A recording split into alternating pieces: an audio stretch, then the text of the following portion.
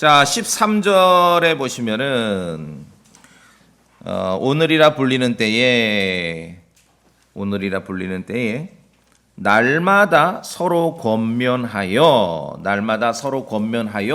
권면하라고 성경이 우리에게 말씀하고 있습니다. 권면은 좋은 일을 하도록 이렇게 부추기고 촉구하고 좋은 일에 힘쓰도록 설득하고 권유하는 그런 말을 말합니다. 그게 권면이에요. 권면하다. 킹제임스 성경 단어에 exhort 그럽니다. 원칙적으로 교회에서 강단에서 이루어지는 모든 설교는 권면입니다. 명령과 지시가 아닙니다. 그건 군대입니다. 군대, 학교죠. 권면이에요. 옳은 일을 하도록, 좋은 일을 하도록 부추기고 촉구하고 설득하고 권유하는 말입니다. 그게 권면이에요. 한번 힘써봐라. 우리가 힘써봐야 되지 않겠느냐. 자, 먼저 성경을 보시면 사도행전 11장 23절에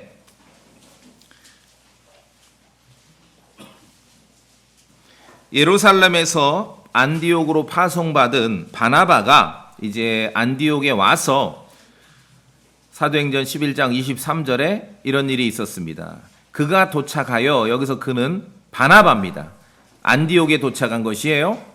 하나님의 은혜를 보고 즐거워하며 그들 모두에게 권면하되, 권면이죠? 뭐라 그랬습니까? 옳은 일, 좋은 일을 힘쓰도록 부추기고 촉구하고 설득하고 권유하는 말이라고 했습니다.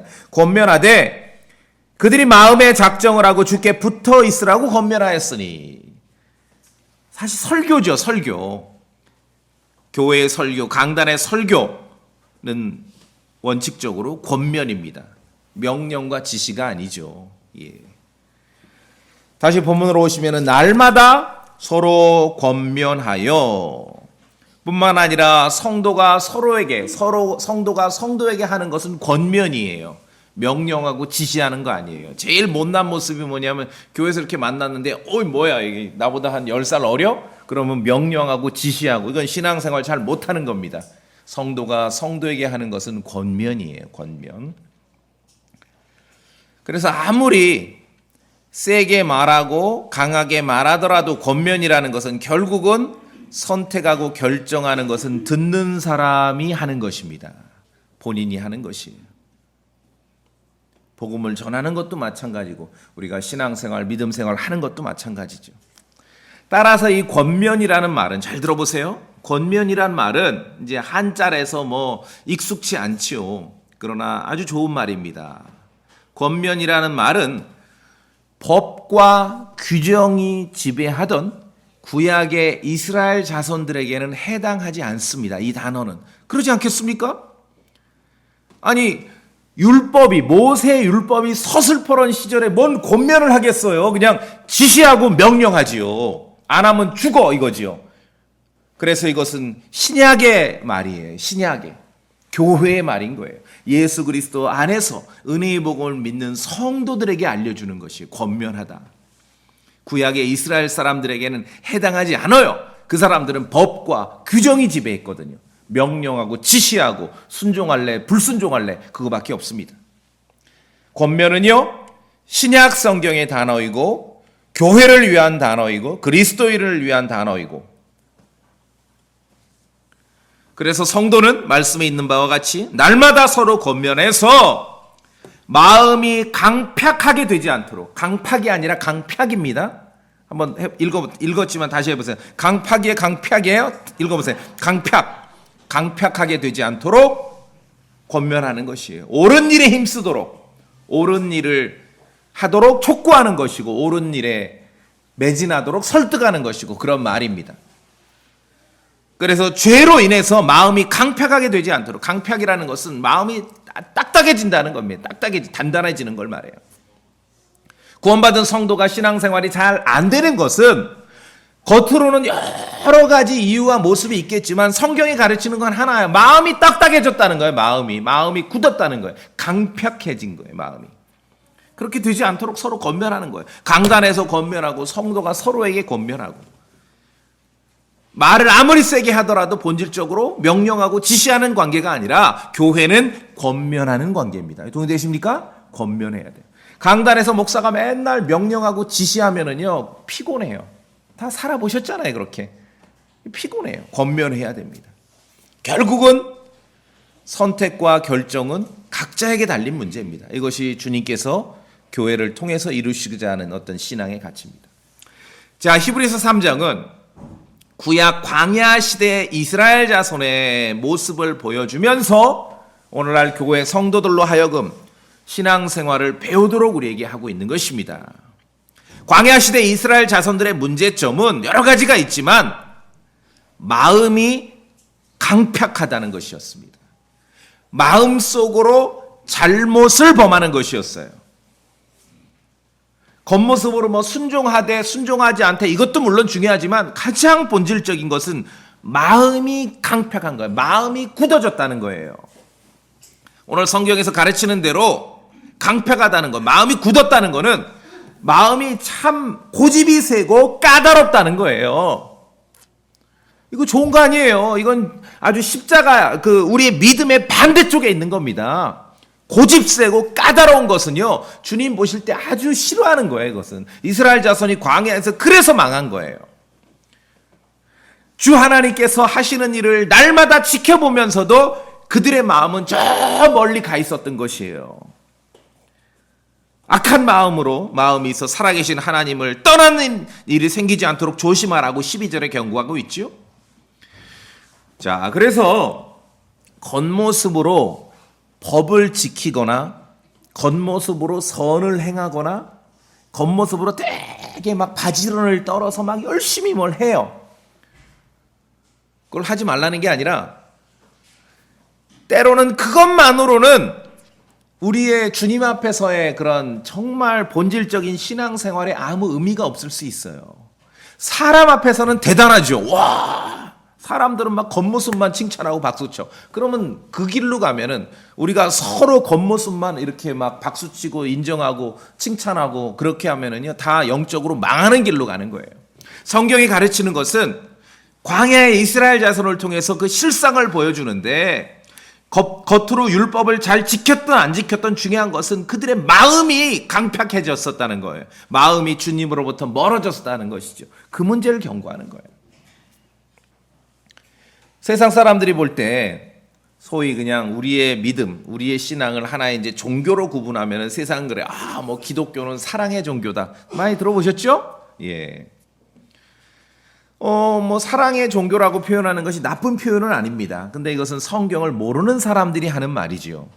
성경에서 가르쳐주는 정말 우리의 신앙의 본질적인 가치, 세상 사람들이 알아들을 수 있게 표현한다면은 기독교는요 마음의 종교입니다. 불교가 마음의 종교, 노. 불교보다 더 행실의 종교가 없어요. 전부 행실로 해야 되잖아요. 뭐 108번뇌를 하고 뭐를 하고 삼보일배를 하고 오체투지를 하고. 성경이 가르치는 우리의 신앙은요 마음의 종교입니다. 마음의 종교. 주 하나님께서는 사람이 보는 것과 같지 않습니다. 사람은 겉모습을 먼저 보나 주 하나님께서는 마음을 보시는 겁니다. 이것을 알고 우리가 신앙생활해야 돼요. 그래서 겉모습으로 광야의 이스라엘 사람들처럼 막 겉으로 법을 열심히 지키는 것, 선을 행하는 것만으로는 때로는 하나님 앞에 의미 없을 수가 있어요. 마음의 종교이기 때문에. 아무리 열심히 하는데 마음이 굳어졌으면, 마음이 강팍하면 의미 없는 겁니다. 꽝입니다. 꽝. 그건 꽝이에요. 신앙생활은 그래서 마음 관리예요. 마음 관리. 정말 성경에 가르치는 기독교 신앙은 마음의 종교입니다. 마음 관리예요. 여러분 마음을 지키셔야 돼요. 성도의 마음이, 구원받은 성도의 마음이 까다롭고 고집 세워지지 않도록 여러분 스스로 지키셔야 됩니다. 한국 사람들은 뭐 고집, 나이 먹은 고집 센 게 자랑이에요. 그게 불신앙이란 얘기거든요. 지금 불신앙. 내 마음이 고집 세워지지 않고 까다로워지지 않도록 마음을 지키셔야 돼요. 히브리서 3장 13절 다시 보세요. 오늘이라 불리는 때 날마다 서로 권면해야죠. 옳은 일에 힘쓰도록 권면해야지요. 너희 중에 아무도 죄의 속임수를 통해 강팍하게 되지 않도록 하라. 마음을 지키라는 얘기예요. 마음을. 이스라엘 자손들이 광야에서 이걸 못해서 망한 것이에요. 마음을 지키질 못해서. 고집스럽고 까다로운 마음은 성경이 가르치는 건전한 신앙생활의 반대쪽에 있습니다. 이건 십자가의 원수입니다. 십자가의 원수예요. 나이 먹으면은 고집센 게 하나의 도덕률처럼 그렇게 보여지죠. 안 돼요. 신앙생활하는 사람은 그러면 안 돼요. 좀 더 부드러워져야지요. 인간적인 표현으로 하면 좀 이랬다 저랬다 할 수 있어야 돼요. 나이 먹어갈수록. 이번에 평균 연령 65세 제가 네 분 같이 다니면서 어쨌든 좋은 평점을 드린 것이 우리의 육신의 어떤 고집스러움을 가장 드러내는 것. 이론과 논리 사람들은 이걸로 판단하는데요. 우리의 육신의 고집스러움을 가장 드러내는 게 뭔지 아세요? 먹는 거거든요. 사실은 먹는 거예요. 그런데 평생에 우리가 지켜왔던 우리 육신의 고집스러움을 잠시 보류하고 그냥 주어지는 대로 감사함으로 묻지도 않고 따지도 않고 먹을 수 있는 거. 이 신앙 훈련인 거예요. 대단한 거예요. 여러분 그렇게 하실 수 있겠냐고. 말씀과 멀어지고 죄와 가까울수록 사람의 마음은 강팍해집니다. 마음이 굳어집니다. 이것은 하나님의 말씀, 바위를 부수어 산산조각 내는 해머와 같은 큰 망치와 같은 주님의 말씀으로 이 강팍한 마음을 부숴야지만 해결이 되는 것이에요. 주의 말씀은 그런 일을 하는 거예요. 꼭 권면하는 거죠. 주의 말씀을 통해. 이렇게 우리가 옳은 방향으로 옳은 일을 해야 되지 않느냐. 여기에 힘써야 되지 않겠느냐. 이게 권면하는 거예요. 강단에서 권면하고 성도가 서로에게 권면하고. 성도는 부드러운 마음을 유지하여 주의 말씀에 순종하고 또한 다른 사람의 말에 경청할 수도 있어야 하는 것이에요. 주님은 그걸 원하십니다. 마음을 관리하셔야 돼요. 원래 타고난 대로 고집센 그거는 누구나 다 가능합니다. 인정해요. 그건 인정이죠. 그런데 복음을 믿고 구원받고 신앙생활하고 교회생활하고 설교를 듣는데도 여전히 고집세? 그건 회개해야 됩니다. 회개해야 돼요. 고집세고 까다로운 마음은요, 사람 보기에만 불편한 게 아니라 하나님께서 보실 때 그건 불편하신 거예요. 불쾌하신 것이에요. 회개해야 될 마음입니다. 이스라엘이 그렇게 하다 망한 것이에요. 마음이 굳어져 있다가. 날마다 서로 권면해서 강팍하게 되지 않도록 하라는 것이죠. 성경이 가르치는 신앙생활을 오해하는 현대인들이 많이 있습니다. 크리스천들이 많이 있습니다. 말씀드렸듯이 성도가 성도에게 할 수 있는 최대치는 권면입니다. 여러분 동의하십니까? 권면이에요. 말을 세게 할 수도 있지만 권면입니다. 최대치는 권면이에요. 강요나 강압이나 강제가 아닙니다. 여러분이 좀 쭉 와서 이렇게 좀 들어보니까 다 같은 얘기인데 다 예수님 믿고 열심히 은혜 받고 믿음 생활 하자는 얘기인데 조금 교회 설교가 좀 다른 것 같다. 맛이 좀 다른 것 같다. 이 차이입니다. 강요나 강압이나 강제를 하고 명령하고 지시하는지 권면하는지 그 차이예요. 신앙의 본질의 문제라는 것이죠. 설교자가 성도들에게 할 수 있는 최대치도 권면입니다. 명령하고 지시하는 거 아니에요. 그렇게 하신다면 여러분 잘못하신 겁니다. 강권하는 거 아니에요. 아주 개신교 생활 오래 한 분들은 귀에 딱지 듣도록 들어보셨죠? 하나님께서 강권하셔서 노 그런 거 아닙니다. 그거는 저 구약 시대 모세 율법이 서슬퍼렇게 살아있는 시대, 명령하고 지시하는 시대, 그때나 강권이 필요하겠죠.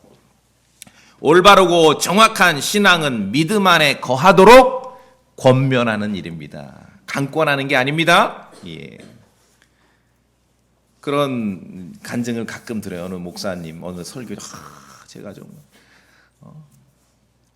이렇게 사역하지 않으려고 목회 안 하려고 이렇게 막 도망 다니고 회피했는데 주님께서 저를 강권하셔서 강대상에 세워놓으셨다. 그러면 아멘 하죠. 아니요. 그러면 절대 설교하면 안 돼요. 강권이라는 게 뭡니까? 내키지 않는데 억지로 여기 섰다는 거 아니죠? 그런 사람 설교하면 안 돼요. 절대로 설교하면 안 됩니다. 자원함으로 해야죠. 주님의 모든 일은 자원함으로 하는 것입니다. 강권이라는 것은 마음에 내키지 않는데 억지로 어떤 일을 하는 것이에요. 이것은 교회 성도들에게 성경에서 가르치는 신앙생활 아닙니다. 아시겠습니까? 그건 아니에요. 아니에요. 복음을 전하는 것도 권면해야죠. 우리가 좀 열심히 복음 전파에 힘써야 되지 않겠느냐. 권면해야지 강제하고 강요하고 강권하면 안 돼요. 그건 안 돼요. 다양한 말씀으로 성도를 권면할 때 성도는 말씀 안에 굳건하게 설 수 있습니다. 그것이 성경에서 가르치는 원칙입니다. 제가 이 원칙을 포기하지 않는 이상 여러분 꾸준히 제가 말씀드렸죠. 표를 바꾼다고 우리는 뭐라고 모이면 기도하고 흩어지면 전도하자. 아니 X 모이면 설교 듣고 흩어지면 성경 읽자. 제가 강단에서 설교할 때 이 원칙을 포기하지 않는 이상 여러분 꾸준히 참여하시고 설교 시간에 참여하시면 하나님의 말씀의 그러한 원리대로 약속대로 보장합니다. 영적으로 성장하는 것이에요. 왜? 강요하거나 강압하거나 강제하지 않기 때문에 권면하는 것입니다. 강권하지 않습니다. 권면하는 것입니다. 대언자들이 하는 일은 여러 가지 다양한 하나님의 말씀을 가지고 와서 성도들을 권면하는 일이었습니다. 여러분 이전에 어떤 교파이건 어떤 교회가 한번 여러분이 신앙생활 했던 적이 있거나 설교 들었던 적이 있다면 한번 복기해 보세요. 여러분 설교가 권면이었습니까? 강권이었습니까? 같은 얘기를 들어도 왜 성장 안 하는지 아십니까? 하나님의 말씀으로 권면해야 성장하는 것이에요. 고민하고 묵상하고 선택하고 결정할 수 있는 그 여유를 성도들에게 주어야 성도들이 성장하는 거예요. 그렇지 않으면 성장하지 못합니다. 교회는 사관학교가 아닙니다. 교회는 군대가 아닙니다. 교회는 학교가 아닙니다. 하나만한 무슨 도덕 강론해서 강권하면 되는 데가 아니에요. 성장 못해요. 안 부럽습니다. 1000명이 모여서 아멘 할렐루야 안 부러워요. 그런 게 막상 문 열고 들어가 보면 매주 그냥 떠들고 소란하고 시끄럽고 왈그락살그락. 제가 장담합니다. 우리 교회 주님의 말씀 안에서 영적인 평안을 누려요. 그 어떤 주제와 그 어떤 이슈가 들어와도 영적인 평안을 누려요. 신앙의 원칙을 우리가 포기하지 않기 때문에 그렇습니다. 사도 바울은 믿음의 아들 에베소 교회 감독이었던 디모데에게 세 가지의 주의를 기울이라고 썼습니다. 한번 볼까요? 디모데전서 4장.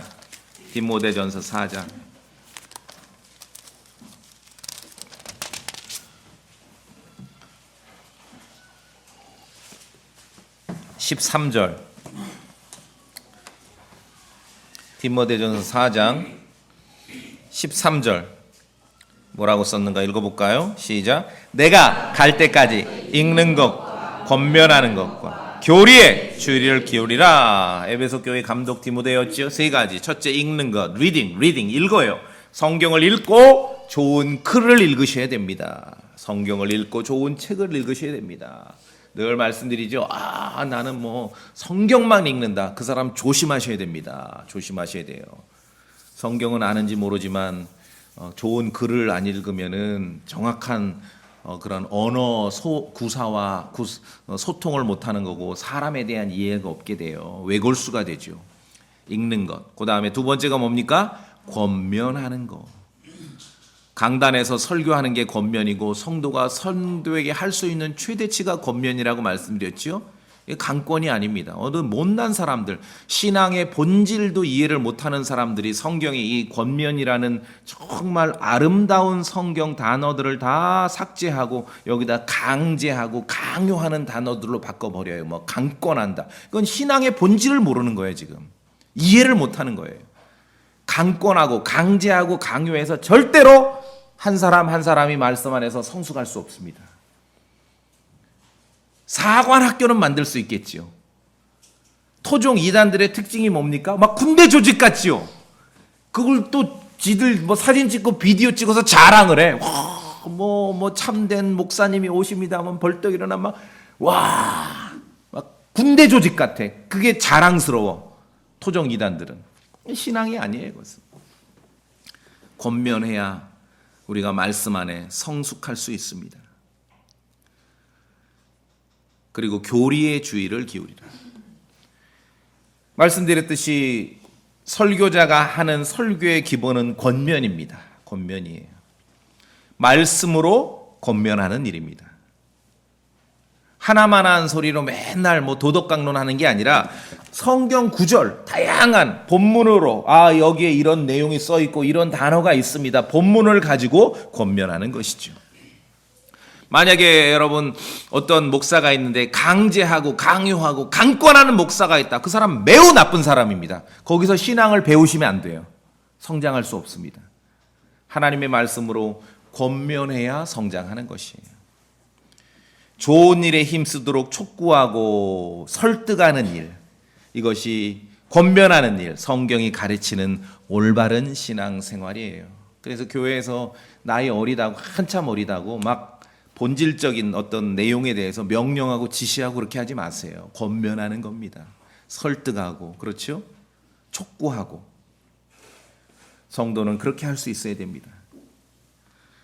신앙의 기본도 모르는 사람들이 이 아름다운 단어를, 권면이라는 아름다운 단어를 자꾸 없애요. 그래서 주님이 나를 강권하셔서, 이런 말 많이 들어봤죠?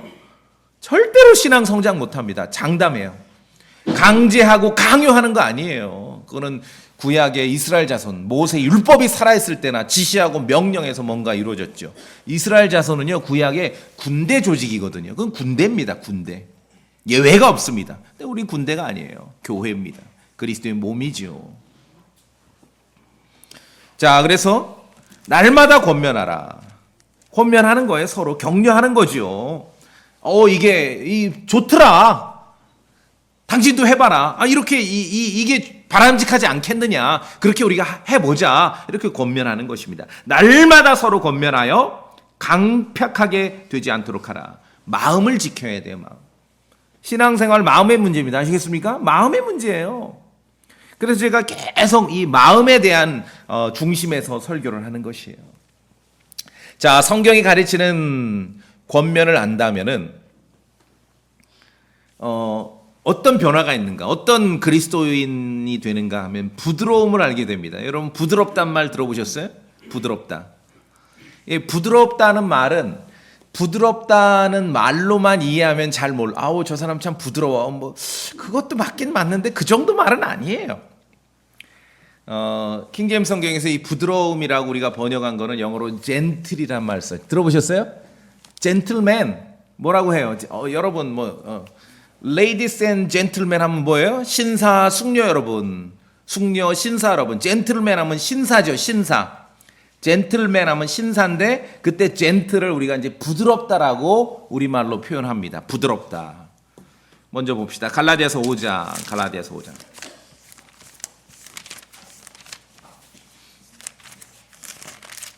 갈라디아서 5장.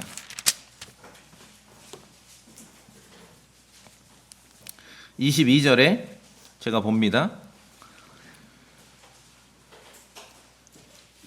그러나 성령의 열매는 사랑과 기쁨과 화평과 오래 참음과, 여기까지는 오해가 없습니다. 어려운 게 없죠. 그 다음에 오래 참음과, 그 다음에 부드러움과, 보이십니까? 이 부드러움이 젠틀이에요. 젠틀맨. 신사할 때 그 젠틀맨이에요. 부드러움. 왜 부드러움인가? 젠틀맨 하면 신사라고 우리가 이제 번역을 하는데, 젠틀맨에서 이제 젠틀이란 말이 쓰입니다. 들어보세요. 옛날 그 영국의 역사에서 아무나 젠틀맨이 아니에요. 젠틀맨으로 태어나야 젠틀맨입니다. 영국 역사에 보면 젠틀이라고 귀족, 이 농로가 아니라 정말 귀족 집안의 어떤 특정한 그 소유를 갖추고 어느 정도 지위가 있는 그 집안에 태어난 사람을 젠틀이라고 했어요. 그 사람을 젠틀맨이라는 거예요. 뭔가 충분하게 뭔가를 갖춘 사람, 그리고 충분하게 뭐를 잇는 사람, 그 젠틀맨이에요. 충분하게 가지고 있는 사람, 충분하게 갖추고 뭔가를 갖춰진 사람, 그 사람들이 보이는 그 젠틀이, 그 사람들이 보이는 여유로움, 그게 젠틀이에요. 그게 부드럽다 하는 것이에요. 뭐라고 이거를 역사를 다 얘기하면서 우리가 설명할 수 없으니까 젠틀이, 그게 부드러움이에요. 어찌 보면은 역사에서 벌어진 일로 보면 있는 사람의 여유로움, 그 태도, 막 쫓기지 않는 거예요. 막 촉박하고 교회에서 막 그냥 쫓기고 촉박스러워 막 긴장하고 그런 거 아니에요. 신앙생활은 젠틀하셔야 돼요. 뭔가 있는 사람에게서 보여질 수 있는 여유로운 모습, 이해하시겠습니까? 그게 젠틀의 부드러움, 성령의 열매입니다. 이걸 이제 우리 말로는 신사라고 번역했는데 이게 한자 말이거든요. 잘한 것 같아요. 신사 그럼 뭐예요? 일단은 와이셔츠 입고 양복 입고 이렇게 넥타이 매고 안경 쓰고, 아니요. 우리 중국 역사에 명나라 청나라 시대에 이 사회 지배 계층을 신사라고 불렀어요. 그게 젠틀이라고 통하는 거죠. 뭔가 이렇게 충분히 갖추고 있는 사람에게서 보여지는 그런 여유로운 모습, 품격 있는 모습을 젠틀하다 그러는 것이에요. 자, 그럼 성령의 열매, 부드러움, 젠틀이라는 게 뭔지 아시겠습니까? 예, 막 명령하고 지시하고 강압하고 강제하는 데서는 젠틀이 나올 수가 없어요. 그리스도 안에서 그 인격을 존중하고 서로 권면할 때 부드러움이 나오는 거예요. 젠틀하게 있는 사람의 그런 여유로운 모습이 나오는 것이에요. 성경을 읽고 묵상하고 주의 영으로 충만한 성도가 부드러움을 알게 되는 것입니다. 여러분 다 젠틀하시길 바랍니다. 여러분 다 젠틀맨이 되셔야 돼요. 정말 역사에서 보여진 그 있는 집안에 태어난 자식의 그 여유로운 모습, 그러한 인품을 주님은 보이기를 원하시는 겁니다. 영적인 품위가 있어야 됩니다. 권면하면 부드럽습니다. 강제하고 강권하고 강요하면 소란스럽고 시끄럽습니다. 똑같은 사람들 모여서 이렇게 교회를 하고 어떤 똑같은 주제, 똑같은 이슈, 똑같은 교리가 나오는데 어느 교회는 소란하고 시끄러워. 그런데 어느 교회는, 소망침례 교회는 부드러워. 왜 그럴까요? 본질의 차이입니다. 권면하느냐, 강제하고 강요하고 강권하느냐, 그 차이예요. 다루는 내용이 다른 게 아닙니다. 태도가 다른 거예요. 태도. 마음의 문제라고 말씀드렸지 않습니까? 자, 쭉 한번 볼까요? 데살로니가전서 2장. 데살로니가전서 2장.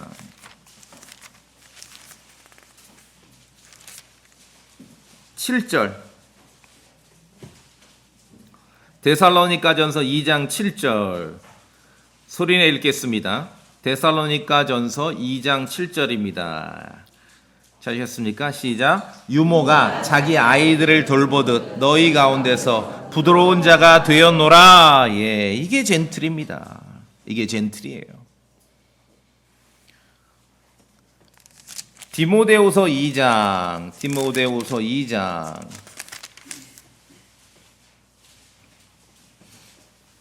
24절. 디모데후서 2장 24절. 디모데후서 2장 24절.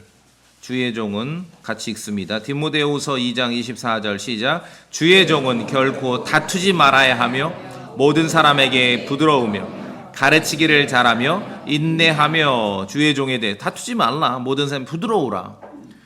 왜냐하면 주로 이제 어떤 성경 지식이나 교리를 다루는데, 지식이나 교리에 있어서 자기가 갖춘 것에 대해서 자신이 없고 확신이 없으면 소란스러워요. 그러나 자신이 있으면 부드러운 거예요. 젠틀한 거예요. 옛날 영국에서 젠트리 가문에 속한 아들들처럼 갖춘 자, 있는 자의 여유로움을 보이는 것이죠. 디도서 3장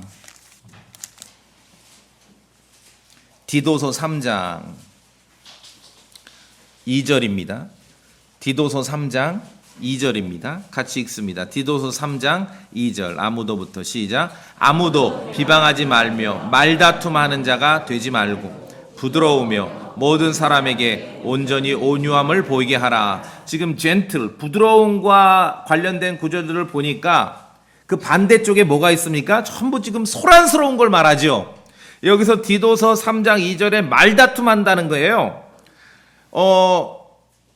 사실은 말다툼이라고 이제 한 단어가 맞는데 이 킹제임스 성경에서 이 단어를 딱 보면은요 막 그냥 귀에 막 꽹과리 소리가 들려요. 그런 말다툼이에요. 막 소란스러운 거. 그 반대쪽에 있는 게 젠틀이에요. 젠틀.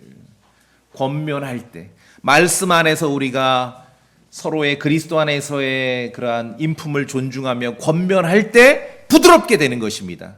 그러지 않고 막 법을 가지고 규정을 가지고 지시하고 명령하고 강제하고 강요하고 강권할 때 막 소란스러워요. 막 시끄러워요. 자, 어떤 교회는 함께 모이면 소란하고 시끄럽고 논쟁적입니다. 막 징소리가 나고 꽹과리 소리가 들리는 것 같아요. 디도서 3장 2절에 말다툼하는 자가 되지 말며, 이 단어가 막 징소리와 꽹과리 소리가 들리는 그 단어예요. 찾아보면은.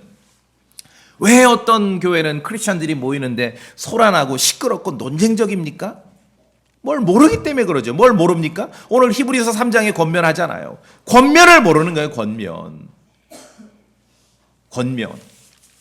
신앙의 기본적인 도리를 모르는 것이죠. 제가 늘 기도하지만, 그래서 교회에서 만날 때는 서로가 존중받을 수 있어야 돼요. 왜? 권면하는 것이니까. 지시하고 명령하고 강요하고 강압하는 관계가 아니거든요. 권면을 알아야 되고 부드러움을 알아야죠. 젠틀. 참 있는 집안 자식이 보이는 그러한 여유로운 모습. 비유를 하자면 그와 같다는 거지요. 가진 사람에게 보이는 여유로운 모습. 그냥 쫓겨가지고 전전긍긍하고 그러면 안 되지요. 우리가 신앙적인 걸 본질을 배워야 됩니다. 자, 그럼 그리스도 안에서 성도들이 모이고 교회가 모여서 무엇을 합니까? 서로 믿음의 덕을 세워줘야 됩니다. 에디파이 하는 것이에요. 서로 권면해야 됩니다. 서로 위로하고 격려해야 되는 것이에요. 이게 신앙의 도입니다. 그러면은 영적으로 성장합니다. 강단에서도 그렇게 하고 성도들이 서로 그러면은 영적으로 성장합니다. 그러면은 또 와요. 한 번 왔던 사람이 또 재밌거든. 근데 갔더니 막 와, 너무 무섭다. 그럼 안 와요. 재미없어서 안 와요. 권면해야 됩니다. 모여서 한 수 가르치려는 마음으로 오지 마세요. 그러면 내 얘기는 앉아서 듣기는 하겠지만 눈을 껌뻑껌뻑거리면서 안 와요. 재미없어서 안 와요. 무서워서. 교회가 서로 모이면은 믿음의 덕을 세워줘야 되고요. 서로 권면해야 되고요. 서로 위로하고 격려하셔야 됩니다. 다 흩어져 있으면서 지금 세상의 짐승들하고 믿음의 싸움을 싸우다 온 거 아닙니까? 지금 전투 현장 최전선에 있다 지금 모인 거거든요. 함께 잠깐 리트릿 하러 모인 거거든요. 그럼 서로 격려하고 위로해야지요. 여기 와서 막 물어뜯고 시끄럽게 하고 논쟁거리를 만들고 소란스럽게 하고, 그럼 그건 믿음의 덕을 배우질 못한 거예요. 교회가 뭔지를 모르는 것이에요. 세상에서 세상의 짐승들과 맞서 싸우다가 고단하고 힘들 때 교회에 와서 영적인 쉼을 얻을 수 있게 그런 교회를 만드셔야 됩니다. 그게 교회예요. 주님이 원하시는 것이에요.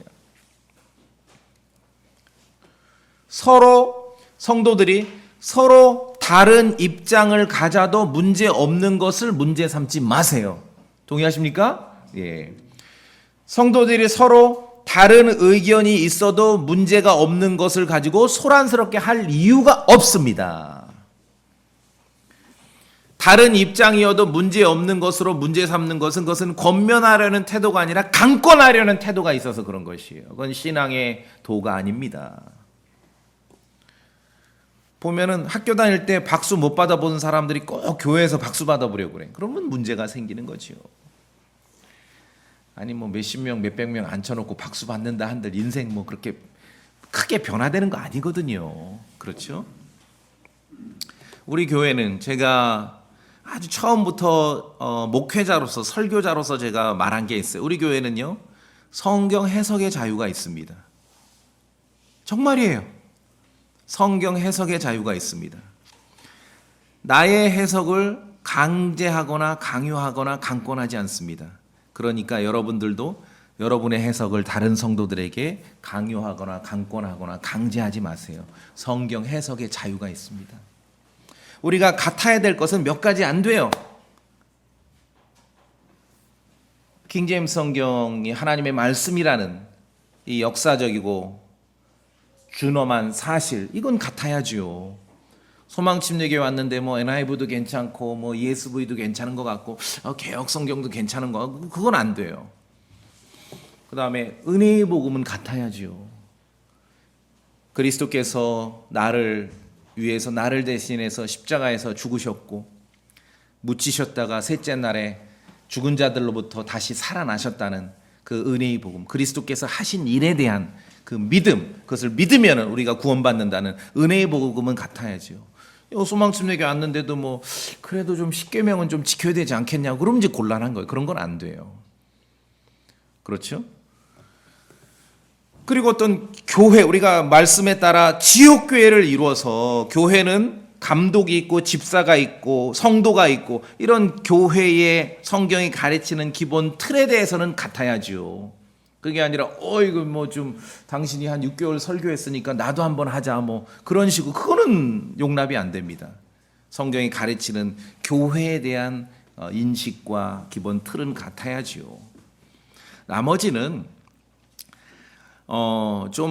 조금 오늘 달라도 다음 주면 같아질 수도 있거든요. 근데 그런 것들을 용납하고 참아주고 받아주는 게 그게 신앙생활입니다. 다시 말씀드립니다. 우리 교회는 성경 해석의 자유가 있습니다.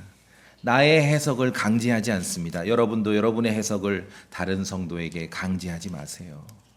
그래야 서로 존경하고 존중받고 권면하는 관계가 되는 것입니다. 신앙생활에 십자가의 원수는 저쪽에 뭐가 있는가? 강제와 강권이 있는 거예요. 아주 못난 사람들이 이걸 이해를 못하니까 성경 말 자체도 권면을 바꿔서 강권으로 바꾼 거예요.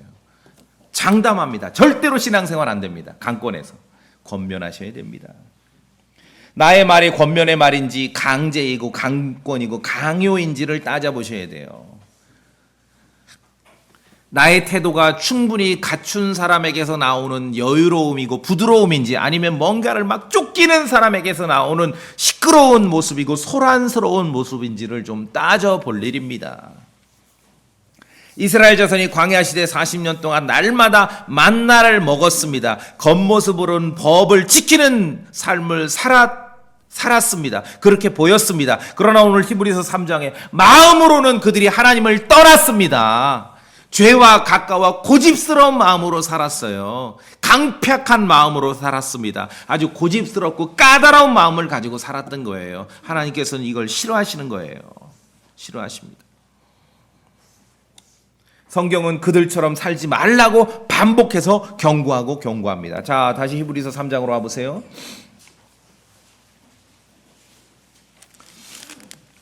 오늘 본문 13절에 오늘이라 불리는 때 날마다 서로 권면하여 너희 중 아무도 죄의 속임수를 통해 강팍하게 되지 않도록 하라. 근데 위에도 있습니다. 3장 8절에 이스라엘 광야 생활을 통해 우리 교회 성도들에게 중요한 신앙의 원칙을 알려줍니다. 히브리서 3장 8절 경노하게 하던 때 읽어보겠습니다. 경노하게 시작. 경노하게 하던 때 즉 광야에서 시험하던 날에 한 것 같이 너희 마음을 강팍하게 하지 말라. 하나님께서는 먼저 마음을 보십니다. 사랑의 종교가 아니라 마음의 종교예요. 마음이 중요해요. 마음이. 그 다음에 저 아래 4장 7절에도 있습니다. 4장 7절에 4장 7절 얼마나 중요한지 보세요. 마음을 지키는 것이 마음이 딱딱해지면 안 됩니다. 히브리서 4장 7절 다시 그렇게 여기도 한번 같이 읽어볼까요? 좀 길지만 숨을 천천히 쉬어가며 다시 읽어볼까요? 4장 7절 다시 그렇게 시작. 다시 그렇게 오랜 시간이 지난 뒤에 그분께서 다윗의 글에서 오늘이라 말씀하시며 어떤 날을 한정하시나니 이것은 그분께서 오늘 너희가 그분의 음성을 듣거든 너희 마음을 강팍하게 하지 말라 하신 말씀하신 바와 같도다. 예. 마음을 지키라는 거죠. 마음이 단단해지면 안 돼요. 스스로 마음을 지키고 서로 마음을 지키도록 마음이 딱딱해지지 않도록 서로 권면해야 됩니다. 마음의 종교죠. 죄와 가까워지면 강팍한 마음을 갖게 되고요. 하나님과 가까워지면 서로가 권면을 받아들이며 부드러운 마음을 갖게 되는 것이에요. 여러분이 다 젠틀맨이 되셔야 됩니다. 참으로 부드러운 사람. 정말 영적인 그러한 하나님의 말씀을 충분히 갖춰서 그 여유로운 모습들을 보이셔야 됩니다. 자, 그래서 권면하는 그런 관계가 되어야 돼요. 설교도 기본적으로 권면이지요. 성도는 서로 믿음 안에 거하도록 권면하셔야 됩니다. 믿음 안에 당연히 거해야죠. 그렇다고 막 강제로 하는 거 아니에요. 믿음 안에 거하도록 권면하셔야 됩니다. 성도는 서로 마음에 작정하고 주님께 붙어 있도록 권면하셔야 됩니다. 성도는 서로 주 안에서 용기를 내도록 권면하셔야 됩니다. 지금 다 세상의 짐승들과 한 주간 싸우다가 왔지 않습니까? 최전선에서 싸우다 왔지요. 잠시 이렇게 후퇴해서 지금 쉬고 있는 거지요. 용기를 내도록 권면하셔야 됩니다. 성도는 서로 아버지가 아이를 대하고 유모가 아이들을 돌보도록 부드러운 태도를 갖도록 권면하셔야 됩니다. 막 시끄럽고 꽹과리 소리가 들리고 징소리가 드는 것 같고 이런 건 성경이 가르치는 믿음의 도가 아닙니다. 성도는 서로 맑은 정신으로 생각하도록 권면하셔야 됩니다. 성도는 서로 종이라면은 아랫사람이라면은 주인에게 윗사람에게 순종하도록 권면하셔야 됩니다.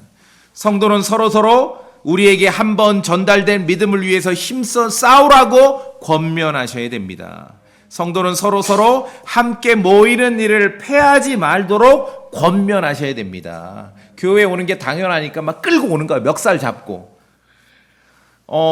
목사는 좋아해요. 한 사람이라도 오면 더 좋죠. 근데 그렇게 가진 신앙이 안 됩니다. 그냥 권면하십시오. 성도는 서로 권면해서 제멋대로 하는 사람이 있으면 경고하고 약한 사람은 위로하고 붙들어 줄 수 있어야 됩니다. 자, 오늘 끝으로 데살로니가전서 5장 봅시다. 데살로니가전서 5장. 데살로니가전서 5장 14절. 데살로니가전서 5장 14절 같이 읽어보겠습니다. 데살로니가전서 5장 14절 형제들아부터 시작. 형제들아 이제 우리가 너희에게 권면하노니 제멋대로 행하는 자들에게 경고하고 마음이 약한 자들을 위로하며 연약한 자들을 붙들어주고 모든 사람에게 인내하라. 그렇게 하실 수 있겠어요? 예, 오늘 히브리서 3장의 말씀처럼 날마다 서로를 권면하며 그래서 아무도 죄의 속임수를 통해 강팍한 마음을 갖지 않도록 주의하셔야 됩니다. 사람은 겉모습을 먼저 보지만 하나님께서는 우리의 마음을 보시는 것이에요. 힘써 말씀을 통해 서로 권면하며 마음을 지키시기 바랍니다. 다 같이 기도하시겠습니다.